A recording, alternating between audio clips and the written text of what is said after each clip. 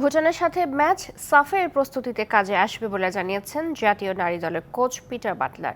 তবে সাফে ভালো করতে আসর শুরুর আগে আরও কিছু ম্যাচ খেলতে হবে বলেও জানান সাবিনারা। ভুটান থেকে ফিরে বিমানবন্দরে এসব কথা জানান তারা।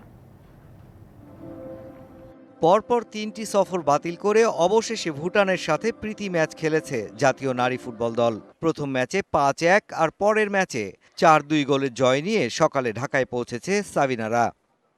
মূলত সাফের প্রস্তুতির অংশ হিসেবে খেলা হয় এ দুটি ম্যাচ, যেখানে জাতীয় দলের হয়ে আন্তর্জাতিক ফুটবলে অভিষেক ম্যাচেই হ্যাটট্রিক করেন সাগরিকা, যা তাকে যোগাচ্ছে বাড়তি অনুপ্রেরণা।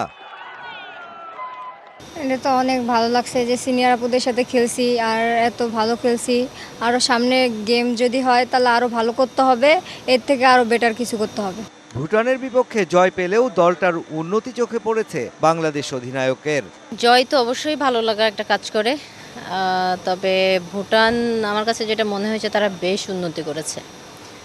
আর সেটার একটাই রিজন হচ্ছে যে তারা প্র্যাকটিস প্লাস ইন্টারন্যাশনাল ম্যাচের ভিতরে ছিল। ভুটান সফরটা ছিল বিদেশের মাটিতে সাবিনাদের নিয়ে কোচ পিটার বাটলারের প্রথম মিশন।